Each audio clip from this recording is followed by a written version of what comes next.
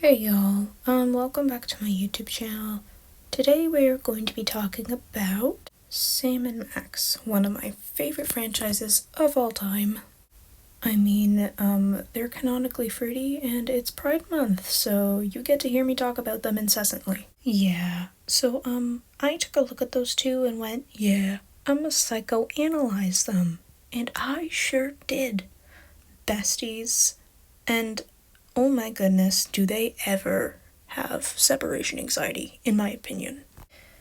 Which reminds me, before we get into this, trigger warning for mentions of anxiety and mentions of vomiting. And there will be a trigger warning for some disturbing imagery that will show up.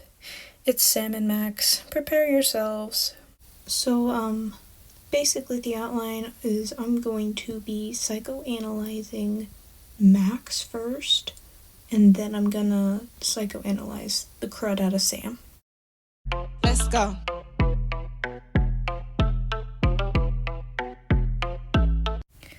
Okay, this man, my favorite. Mwah, chef's kiss. Love him so much.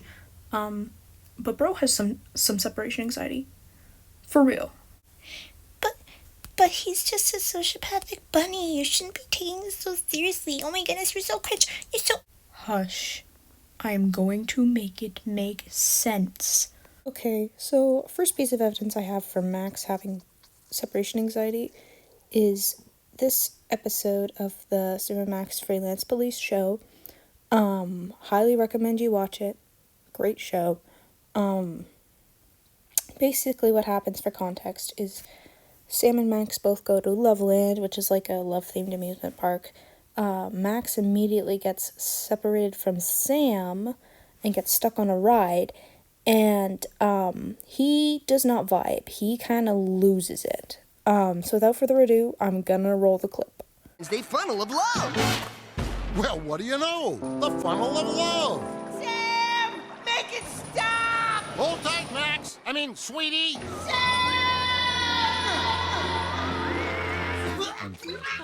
There you go, little pal. Let it out. It was horrible, Sam. There were twisted bodies everywhere, and the screaming. So, as you can see, Max very clearly didn't enjoy the ride. Now, a lot of you may be thinking, but, it isn't anxiety. He just got scared because he was on the ride and he didn't want to go on it. Hold up, bestie. Hold up. Okay, think about how he reacted. He was, super messed up, right? He did not like that. Now, imagine how he would have reacted had he been with Sam. Would it have changed? I think so. Because it's so out of character for him, you know? Bestie Max is usually running around committing crimes, you know? He doesn't usually freak out about something as small as an amusement park ride. So why would he just lose it? That makes no sense, right? Alright, here are the receipts, okay? Obviously, I don't have a lot of education when it comes to mental health. I don't have separation anxiety. I'm not a psychiatrist, you know. But according to this Healthline article, one of the symptoms of separation anxiety disorder is physical illness, such as headaches or vomiting, and Max very clearly was not well after the ride. On top of that, Bestie Max also says that there were twisted bodies everywhere, the screaming was intense. He's focused in this moment on the people around him in the ride. Couples. And that would probably make him notice that Sam is not with him. And that would further add to this idea that he might be dealing with some separation anxiety there.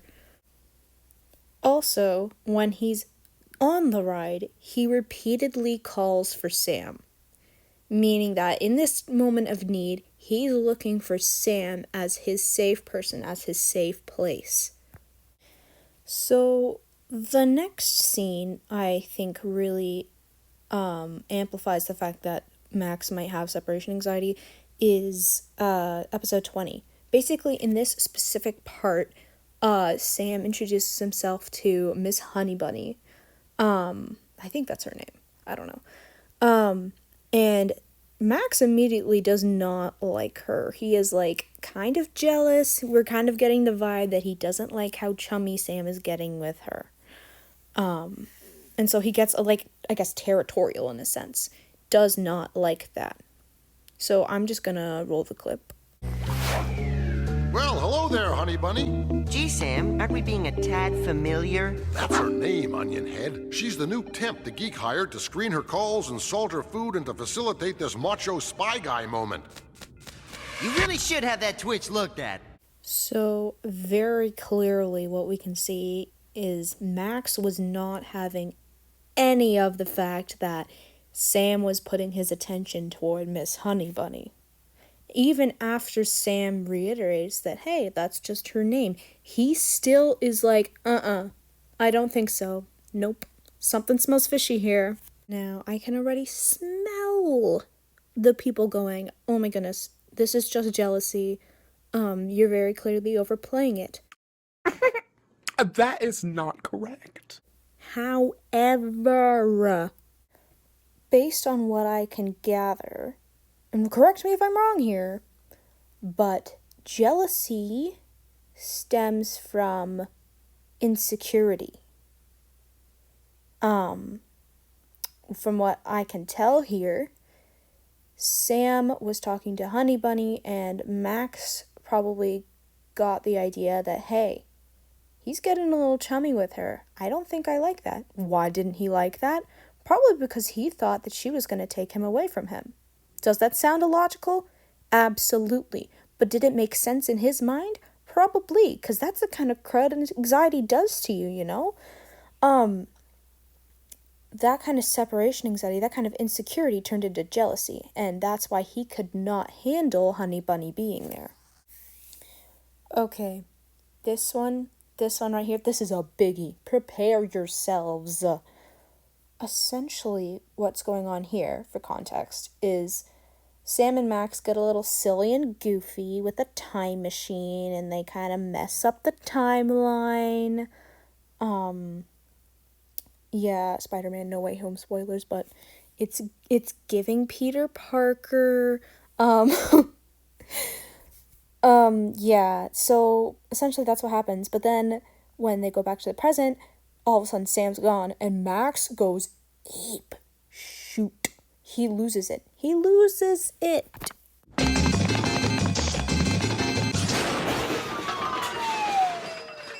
God, what have I done? Everything's changed. Gotta find Sam. Well, if your llama is a loamy and your gibbon's getting gritty, there's no better... Sam! Welcome, stranger. Are you here for the special? Sam, it's me! Max! Don't you know me? We're partners! We grew up together! Think back, man!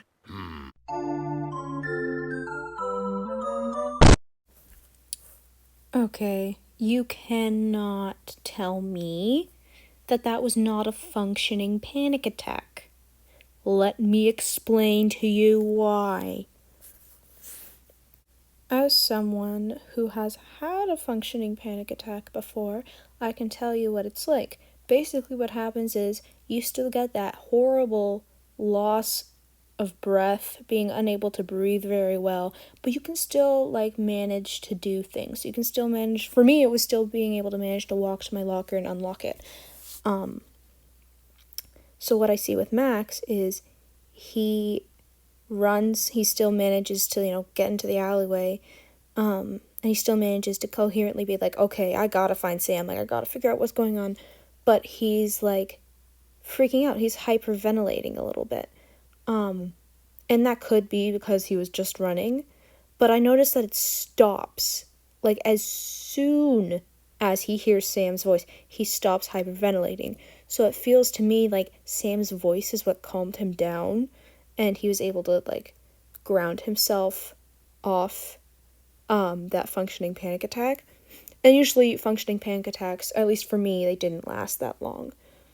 So, yeah, I feel like that was a functioning panic attack. Thank you for coming to my TED Talk. Now it's time to talk about Sam.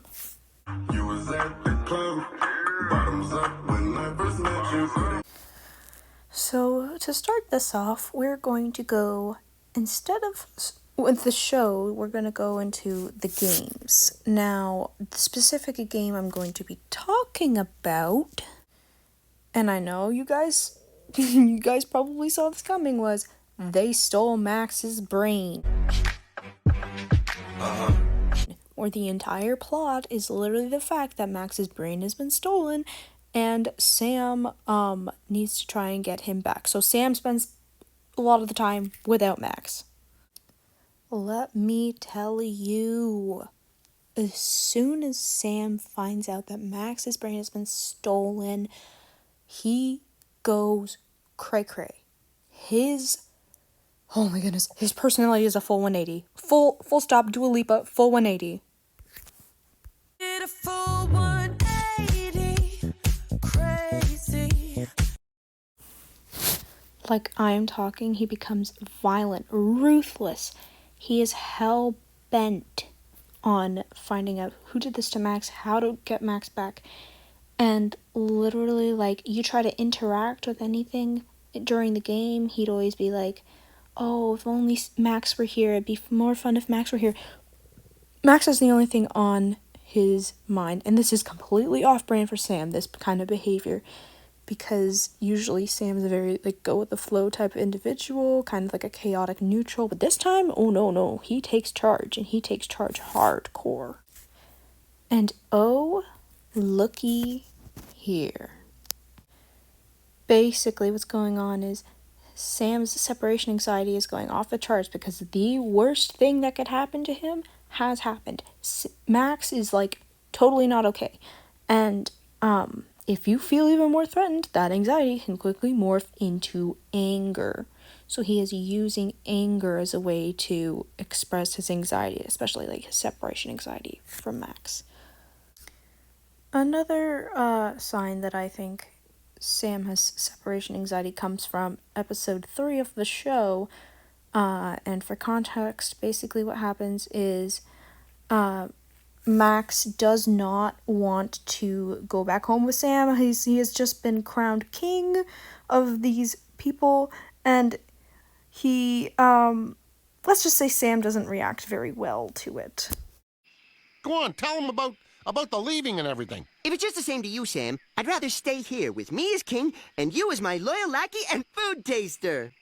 Snap out of it, Max. They're giving you the evil eye. Got you talking crazy talk. Oh no, it can't be. You cut off his brain, you backbite Stop it, Sam, stop it. I'm okay. But the glazed over look in your eye, the telltale cranial scar. That's not a scar. I just slept on my crown funny. Oh, sorry. False alarm. My mistake. A whole nother level. Belly only for your down.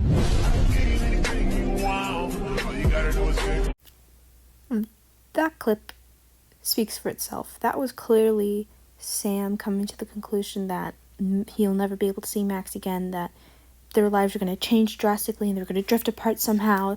You know, his mind's coming to all these conclusions, and he starts having a panic attack because he thinks something bad's happened to Max. But Max is able to calm him down. You know, Max is able to tell him, like, hey, no, it's not like that, you're okay. And literally Max's demeanor goes from, like, crazy sociopath that we all know and love to all of a sudden this really kind and caring individual who knows exactly how to calm someone down when they're freaking out like that, which leads me to think that they both have separation anxiety and they both know how to help each other out when they're not doing well. So there you go. That is why I think they have separation anxiety. Obviously I'm not a psychotherapist. I can't diagnose them. This is just my opinion. This is just a theory I have. You can agree with it, you can disagree with it, it's cool.